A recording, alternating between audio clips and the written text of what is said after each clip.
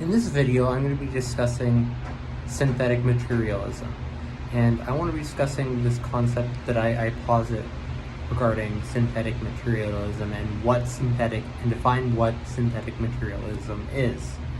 And in particular, what synthetic materialism is, it explains these relationships that are natural, that are naturally occurring in regards to perception in particular, in which we have perceptual processes interacting through actions and behaviors in regard to matter and motion existing within a relational space of influence, in which we have new synthetic properties that emerge that aren't typically explained by natural causes, but rather perceptual natural causes, or natural perceptions rather than natural causes that are non-perceptual or non-directed by perceptions and directed by matter and influenced by matter.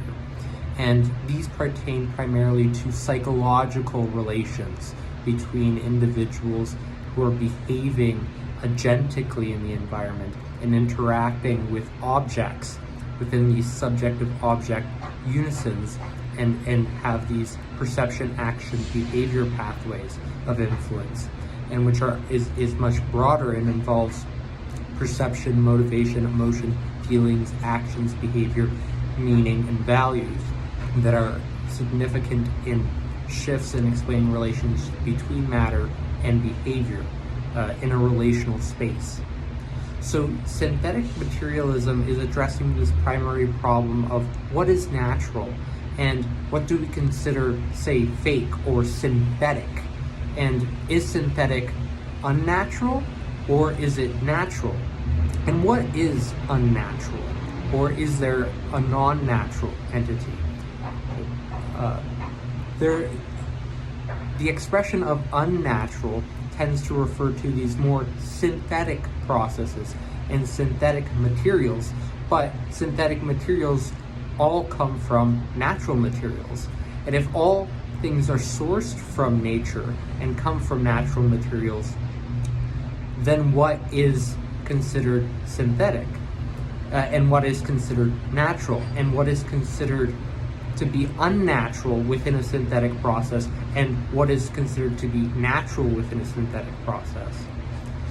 So when we're talking about synthesis and we're talking about what is synthetic, natural processes tend to be both synthetic but also initiated by these natural original processes that are non-synthetic to begin with, the raw nature of certain properties or categories being processed.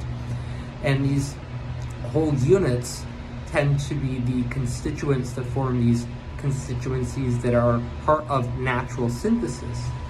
And what is often considered unnatural is a category that's created by perception interacting with matter. And there's the difference right there. It is often through our perceptions that are imbuing objects that are original to the onset of these natural processes, and which we are tethered to, and which is largely indifferent to various interpretations of meaning. Perception exerts a meaning of its own, and meaningfulness in particular. It broadens up and expands meaning and information processes and potentials through various pathways of influence involving perceptions, motivations, emotions, feelings, actions, behaviors, and meaning in regards to the perceiver and the surrounding environment, and which forms these relations between object and subject. And these relations that are formed in space are all part of this naturally occurring synthetic process that, when it's more internalized and comes from a representative source, tends to be more of a synthetic character, or can be characterized with unnatural, with having abstract elements that are incongruent from the material aspect of the objective world or what's perceived.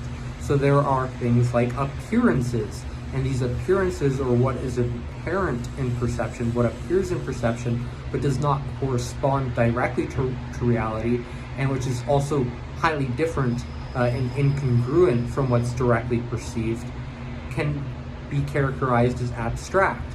And what's abstract can contain representations and characterizations of what's unnatural as being useful to operating in a space that's natural, because those properties might not exist out there or correspond or even support and can go against, be counter to our interests. So having these unnatural categories is very, very useful, but they primarily pertain to the utility that's found within perception, and perception itself operates in a domain that exists within the natural and material. And under that context, we understand that these material and natural occurring properties have different meaning categories associated with them that are real, and real within a psychologically true sense, rather than what is true in regards to, say, an indifferent perspective of the universe, if the universe lacks a perception altogether. And so synthetic materialism is really addressing what is natural and what is natural, and what is unnatural, and what is the utility of what is natural and unnatural, and what is synthetic and part of a synthetic process, and what is a natural synthetic process, and what is an unnatural synthetic process, because both of these have to exist and correspond to a synthetic materialism and our interactions with the world, directly involving the self in relation to the surrounding environment, and explaining the nature of our self in regards to the environment in relation to explaining perception's interaction with the physical world and material world.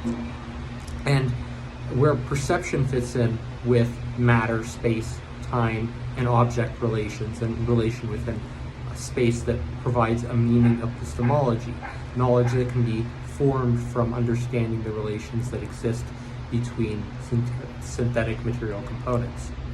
And I just want to keep this video short and sweet, so that's all for now, and I'll be discussing this in later upcoming videos. I hope you enjoyed it. Bye.